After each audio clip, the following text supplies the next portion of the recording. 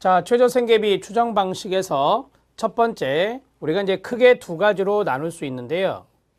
객관적인 방식이 있고, 그 다음에 주관적인 방식이 있다. 되게 이제 객관적으로 추정하는 것이 더 바람직하겠죠. 이게 이제 바람직한 부분이다. 이렇게 생각하시면 되고요. 자, 이 주관적 방식은 라이덴 대학에서 이루어진 라이덴 방식이라고도 합니다. 라이덴 방식이 바로 주관적 방식이다. 주관적 방식은 쓰진 않겠습니다. 각자에게 최저생계비가 얼마라고 생각하십니까? 라고 물어요. 그리고 주관적인 답변을 듣고 그들의 실제 소득과 이제 그 사람들이 말한 답변과의 관계를 이제 보고 최저생계비를 추정하는 것이 되겠고요. 자, 이 객관적 방식은 다시 두 가지가 있습니다. 두 가지가 있는데 첫 번째가 절대적 방식이라고 하는 것이 있고요. 절대적 방식이 있고 그 다음에 상대적 방식이라는 것이 있습니다. 이거를 절대 빈곤선이라 하고요. 이걸 상대 빈곤선이라고도 해요. 이게 이제 후진국형이고 이게 이제 선진국형이다 이렇게 보시면 돼요. 그리고 한국이 적용하고 있습니다. 한국이 적용하고 있는 것이 바로 상대적 방식이다. 절대적 방식이 다시 두 가지로 나누어지는데요. 첫 번째가 실태생계비 방식. 실태생계비 방식. 이거는 실제 가구조사를 다 하는 겁니다. 그래서 최저생계비를 추정하는 건데 이걸 현실적 생계비라고 하죠. 현실적 생계비라고 하고요. 자, 근데 이런 방법들은 이제 측정하는 것이 시간과 비용이 많이 들어요. 그래서 이론 생계비 방식을 많이 쓰는데 이론 생계비 방식이 크게 두 가지가 있어요. 첫 번째가 전물량, 기초생활 필수품 목록, 마켓 바스켓이라고 하는 것의 전체, 이 전체가 있는데 그러한 전체를 합산하는 거예요. 합해서 최저생계비를 추정하는 것인데 그거를 전물량 방식이라고 말합니다. 이거를 추구했던 사람이 라운트리죠. 그래서 라운트리 방식, 그 다음에 마켓 바스켓 방식이라 합니다. MB 방식, 마켓 바스켓 방식.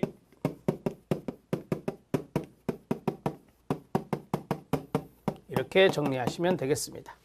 자, 우리가 이제 그 전물량 방식이 예전에 한국이 취했던 것이에요. 우리가 이제 지금 한국이 적용한 것이 상대적 방식이라 했는데 이게 2015년 7월부터거든요. 2015년 7월부터서 현재까지 상대적 방식을 적용하고 있는데 그 전에는 이거였어요. 그 전에는 전물량 방식이었거든요. 그래서 이거는 모두 합산하는 방식이고요. 모두 합하는 방식입니다. 모두 합하는 방식. 기초생활 필수품에 해당되는 것들을 모두 합하는 것이고 그 다음에 반물량이란 게 있습니다. 반물량 방식. 반물량 방식의 학자는 엥겔입니다. 엥겔 방식. 또한 오션스키 방식. 반물량 방식에 해당되는 것과 연관성이 있는데 이 반물량 방식은 기초생활 필수품 목록 가운데 어느 한 품목을 선택하는 겁니다. 어느 한 품목을 선택하여 최저생계비를 추정해 나가는 방법이죠. 전체를 합산하는 게 아니에요. 합하는 게 아닙니다. 이런 것이 반물량이라고 한다. 자, 상대적 방식인데요. 상대적 방식은 첫 번째 OECD 경제개발협력기구 국가 간 비교에서 활용하는 것이 바로 상대적 방식이고요. 상대적 방식은 평균 소득을 대비로 해서 할 수도 있고요. 또는 중위소득을 대비로 해서 할 수도 있습니다. 우리 한국은 중위소득을 대비로 하죠. 한국은 평균 소득이 아니라 중위소득이 적용되고 있다. 평균 소득은 여러분들이 알고 있는 그대로예요. 전체 소득을 합산을 해서 전체 수로 나누면 평균이 나오는 거고 중위는 가운데 중자의 자리 위자거든요. 서열화를 했을 때 가운데 오는 소득, 이게 바로 이제 중위값이라고 하는 중위소득이에요. 이것이 이제 중위소득의 개념이고 상대적 박탈감. 상대적 박탈감을 경험할 수 있는 것이 바로 상대적 방식이다라고 해요. 자, 우리나라에 생계급여를 받는 사람은 중위소득의 30% 이하가 소득 인정액에 있는 거예요. 자, 의료급여나 주거급여나 교육급여, 교육급여는 50%거든요. 그런데 내가 지금 2인 가구다, 3인 가구다, 4인 가구다. 그런데 우리나라 중위소득의 50%도 안 된다. 그러면 상대적인 박탈감을 경험할 수 있겠죠. 시험에서 이것을 빈곤의 영향을 직접적으로 받는다 이렇게 나왔어요. 빈곤의 영향을 직접적으로 받는다 이렇게 정리하시면 됩니다. 자, 그 다음에 이 평균소득과 중위소득은 어떤 게 더 높냐면요, 평균소득이 더 높아요. 우리가 이제 통계청에서 계산해낸 걸 보면 평균소득이 중위소득보다 더 높게 형성돼 있어요. 여러분들 그 교재에 보면 그림을 보시면 거기에 보면 중위소득, 평균소득 비교해서 평균소득 수준과 중위소득 수준을 비교했을 때 평균소득이 위에 있어요. 우리 시험에 어떻게 나왔냐면 이렇게 나왔어요. 평균소득의 50%, 평균소득의 50% 수준하고 그 다음에 중위소득의 50% 수준이요. 중위소득의 50% 수준은 어떤 게 높냐면 평균소득 50%가 높다고요. 평균소득이 중위소득보다 높게 나오니까 이 50% 절반에 해당되는 것도 당연히 평균소득이 높을 거다 이렇게 정리하시면 됩니다. 여기까지를 최저생계비 추정 방식으로 정리하시면 돼요. 이 정도 내용을 잘 기억하십시오.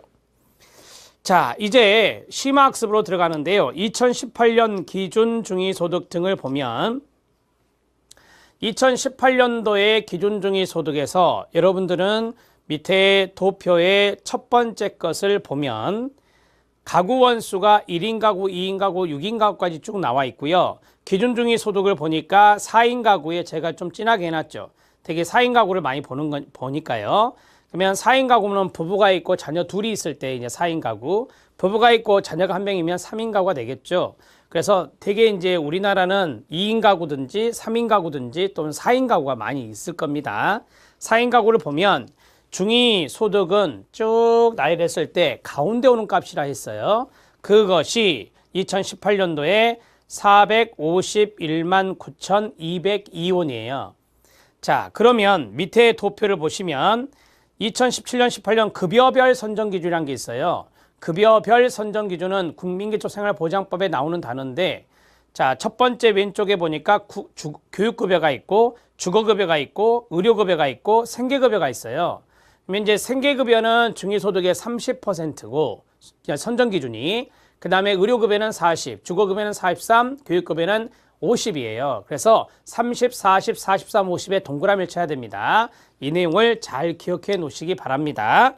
자, 그러면 여기에서 이제 예를 들어서 이 사람이 생계급여를 받고 싶다. 그러면 부양의무자 기준이 충족되고 그 다음에 소득 인정액이 충족돼야 되는데 부양의무자가 없거나 부양의무자가 있어도 부양 능력이 없거나 부양을 받을 수 없는 사람이면서 이 가구의 소득 인정액이 생계급여의 중위소득의 30% 이하에 있어야 돼요. 그래야 이 사람이 이제 생계급여를 받는 거죠. 자, 그리고 이제 의료급여나 그 다음에 주거급여나 교육급여도 마찬가지인데요. 여기에서 하나 기억해야 될 것이 있습니다. 부양의무자 기준을 적용하지 않는 게 있어요. 부양의무자 기준을 적용하지 않고 소득 인정액만 보는 게 있거든요. 그게 바로 교육급여입니다. 교육급여인데 2018년도 10월 달부터 주거급여법이 개정 시행되는데 그때부터 이 주거급여도 부양의무자 기준을 안 봐요. 그래서 2018년 10월 달부터니까 여러분들 시험 범위에 들어가요. 그래서 이 내용들을 좀 알아놓으시면 좋다라고 하는 겁니다.